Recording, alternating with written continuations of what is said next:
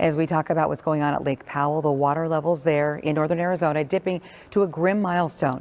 Lake level were to fall below the level of the penstocks. Lake Powell is dropping toward one of the most dangerous water levels in America. And this is not just another lake drying in the desert. This is one of the biggest reservoirs in the United States. It sits behind Glen Canyon Dam. It helps control the Colorado River. It is tied to power, farming, drinking water, cities, and the future of the American West. And now, the warning signs are getting harder to ignore. The canyon walls are showing giant white bathtub rings where the water used to be. Boat ramps that once touched the lake now sit far from the shoreline. Rock formations that were buried underwater for decades are appearing again. And federal forecasts have now warned that the river feeding Lake Powell could see one of the weakest runoff seasons since the reservoir was created. The number is shocking, only 13% of average. That is how much spring and summer runoff was projected to flow into Lake Powell from April through July. And that matters because the Colorado River system is connected to around 40 million people across the American West. So when Lake Powell drops, it is not just a local problem in Utah or Arizona. It is a warning light for the entire Colorado River system. The big question now is simple. How close can Lake Powell get to dead pool before the West is forced into a water emergency it can no longer delay?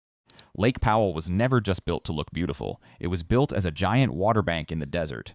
Behind Glen Canyon Dam, the reservoir stores Colorado River water and helps manage releases downstream.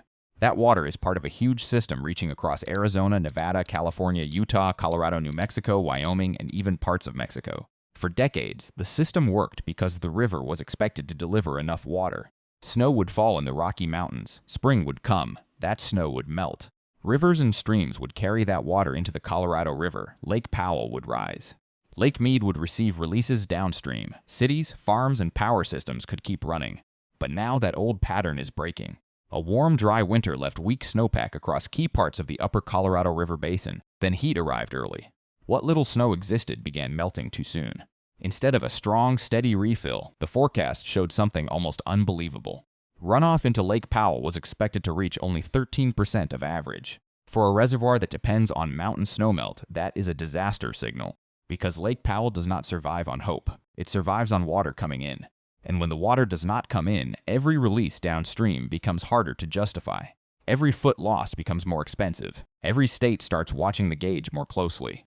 You can see the crisis on the canyon walls. Lake Powell's famous white bathtub ring is not just a mark on stone. It is a memory of how high the water once stood. It shows the old shoreline. It shows the missing water.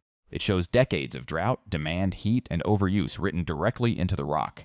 Tourists see it as a strange desert scar. Water managers see it as a warning. Because once a reservoir this large starts falling toward critical levels, it is not easy to recover. One good storm does not fix it. One wet month does not erase years of loss. The Colorado River system needs snowpack, runoff, conservation, political agreement, and time. Right now, it does not have enough of any of them.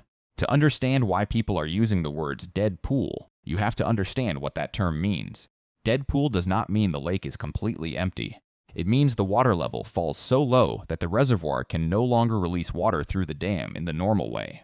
For Glen Canyon Dam, there are two levels people worry about. The first is minimum power pool. That is the level where hydropower generation becomes threatened. If Lake Powell drops too low, water can no longer move through the power-generating turbines the way it was designed to. The dam may still hold water, but it stops working properly as a power producer. The second is dead pool. That is worse. Dead pool means the water is so low that normal releases through the dam become impossible. The lake still exists, but it becomes trapped behind the dam. The reservoir stops functioning the way the West built its water system around. That is why this title matters. Lake Powell has not hit dead pool, but it is dropping toward the zone where every foot becomes more serious.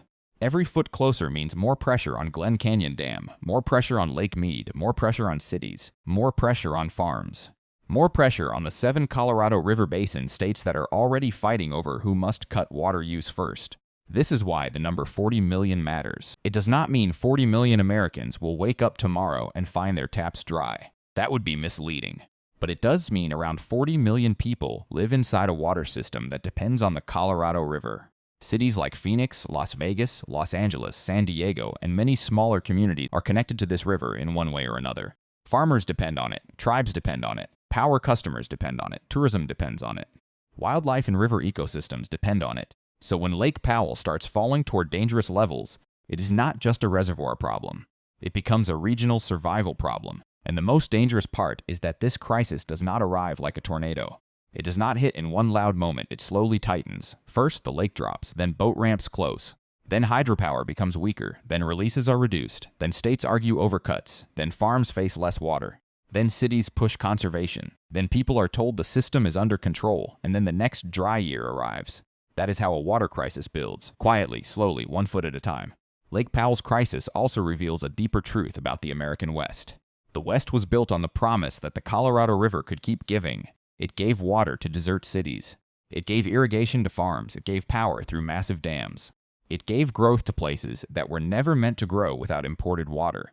But the river was divided on paper during a wetter time, when people believed there would be more water than there actually is today. Now the numbers do not match the dream. The river is overused. The reservoirs are stressed. Temperatures are rising. Evaporation is stealing more water. Snowpack is less reliable, and every state still wants its share. That is why Lake Powell is more than a lake. It is a giant measuring stick for the future of the West. When it rises, people relax. When it falls, the fight begins, and right now that fight is getting closer. The most immediate concern is Glen Canyon Dam. This dam is not just a concrete wall holding back water. It is one of the key control points on the Colorado River. It manages water releases downstream. It helps protect the balance between the upper basin and lower basin states. And it generates hydropower when the lake is high enough. But hydropower depends on pressure. The higher the water, the more force pushes through the turbines. As the lake drops, that force weakens. At very low levels, the dam can no longer generate power the same way. Eventually, if the water falls too far, the system becomes limited. That is the nightmare scenario water managers want to avoid. Because once Lake Powell gets too low, the choices become painful. Do you hold more water in Powell to protect the dam? Do you release more water downstream to support Lake Mead? Do you cut cities? Do you cut farms? Do you cut power generation? Do you force states into deeper conservation? No option is clean. And that is why the Colorado River negotiations have become so intense. The 7 basin states know the old rules are not enough. The federal government knows the system needs new agreements. Farmers know cuts could change their livelihoods. Cities know they cannot grow forever without reliable water. Tribes are still fighting for water rights they were promised. Environmental groups argue the river itself has been pushed too far. Everybody wants a solution, but nobody wants to be the first to lose water. That is the hidden disaster behind Lake Powell's falling waterline. It is not only about nature, it is about politics, money, history, and survival. If Lake Powell keeps dropping, several things could happen. First, water releases could become more restricted. That would increase pressure on downstream users and Lake Mead. Second, hydropower from Glen Canyon Dam could become less reliable. That could affect power costs and energy planning across parts of the West. Third, states could face deeper water cuts. Cities may be pushed into stricter conservation. Farms could lose irrigation supplies. Some crops may become harder to justify in a dry climate. Fourth, the fight between upper basin and lower basin states could get worse. The upper basin may argue it uses less water and should not carry the burden. The lower basin may argue it has massive cities and farms that depend on established supplies. Fifth, the public may finally start seeing what water experts have been warning about for years. The Colorado River crisis is not coming. It is already here. It just looks different from what people expect. It does not look like a giant wave. It looks like a lake pulling away from its own shoreline. It looks like dry mud where boats used to float. It looks like a white ring on red rock. It looks like federal forecasts saying 13% of average. It looks like 40 million people depending on a river that keeps shrinking. And it looks like politicians trying to make deals before the waterline makes the decision for them. There is still time to avoid the worst-case scenario. Lake Powell has not reached dead pool. Glen Canyon Dam is still standing. The Colorado River is still flowing. Cities still have water. Farms are still operating. Power is still being generated. But the margin is getting thinner. And that is what makes this story so serious. A reservoir does not have to disappear to become a crisis. It only has to fall low enough that the entire system begins to lose flexibility. That is what Lake Powell is showing now. Less flexibility, less cushion, less room for another bad year. The American West has always lived with drought. But this is not just another dry spell. This is a long-term test of whether a region built around growth can survive on a river that no longer behaves like it used to. For years, Lake Powell was a symbol of engineering power, a dam across a canyon, a reservoir in the desert. A promise that humans could control water, store it, move it, and build cities around it. Now the lake is becoming a different kind of symbol, a warning that the old water math is broken, a warning that the Colorado River cannot serve unlimited demand forever, a warning that the future of the West may be decided not by new highways, new suburbs, or new developments, but by how much snow falls in the mountains, how much water reaches the river, and how quickly people are willing to change. The biggest danger is not that Lake Powell hits dead pool tomorrow. The biggest danger is that everyone waits until it is too late.